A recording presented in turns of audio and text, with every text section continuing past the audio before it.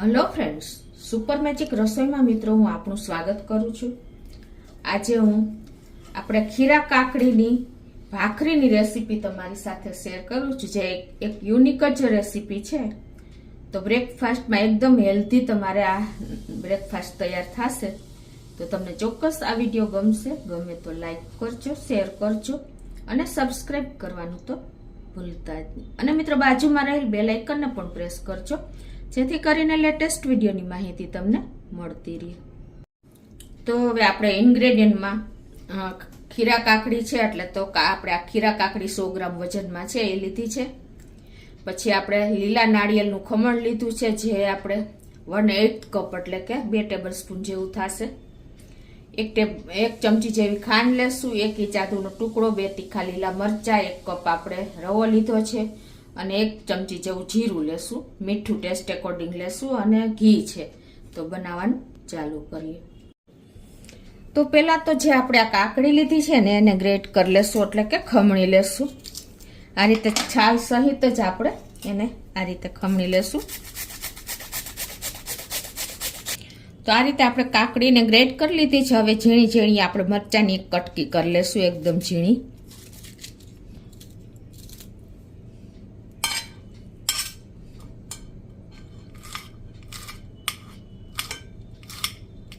હવે આપણે 1 inch આદુના ટુકડાને great કરી લેશું।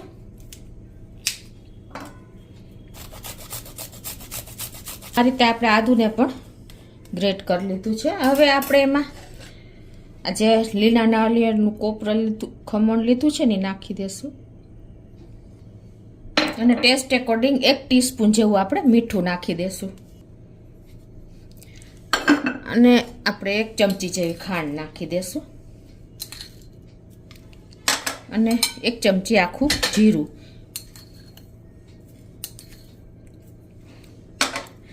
અને હવે જે આપણે આ બધું મિક્સ કરીને જે સૂજી લીધો છે ને, આપણે સૂજી કે રવો તમે કાંઈ પણ લઈ શકો છો, એ આપણે આમાં મિક્સ કરી દેશું।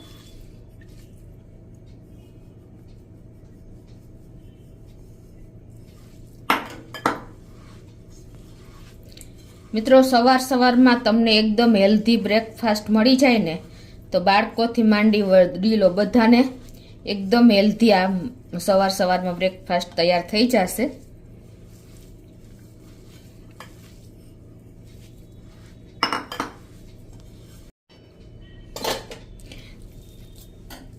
તો આ રીતે જો આપણે એનો લોટ બાંધી લીધો છે। હવે આને આપણે સૂજી કે રવો વાપરો હોય ને એટલે 10 થી 15 મિનિટ રેસ્ટ આપી દેશું।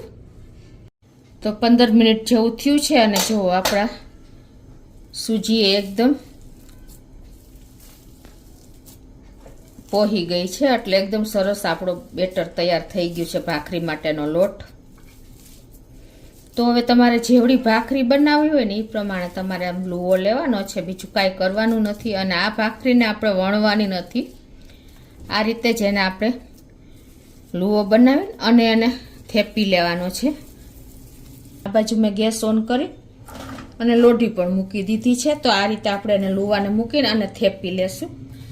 ગેસની ફ્લેમ અત્યારે આપણે મીડિયમ રાખી છે। આ રીતે આપણે એને થેપતા જાશું। તો જો આપણે પાણીવાળો હાથ કરી અને આ રીતે એને લોઢીમાં નોનસ્ટિક પેન લીધું છે મેં અત્યારે લોઢી, એમાં થેપી લેવાની છે। તમારે જેવી પતલી કરવી હોય ને એવી આ તમે કરી શકશો, કેમ કે આપણે 15 મિનિટ રેસ્ટ આપ્યો ને એટલે એકદમ સરસ આપણો સૂજી પોહીને મેશ થઈ ગયો છે અને નોનસ્ટિક લોઢી છે, એટલે કોઈ પ્રોબ્લેમ પણ નહીં આવે। 1 મિનિટ થઈ છે અને હવે આપણે ઘીમાં આવી રીતે શેકી લેશું ભાખરીને। આ રીતે ફરતું ઘી નાખતા જશું।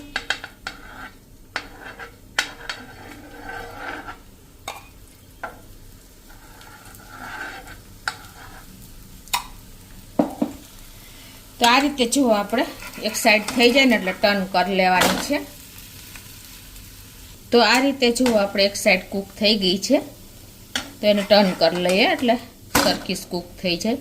જો મિત્રો એકદમ આપણી હેલ્ધી ભાખરી ખીરા ભાખરી તૈયાર છે। બે સાઈડ જો ભાખરી કૂક થઈ ગઈ છે। હવે એને એક પ્લેટમાં લઈ લેશું। આ જ રીતે હવે આપણે બીજી ભાખરી તૈયાર કરી લઈએ.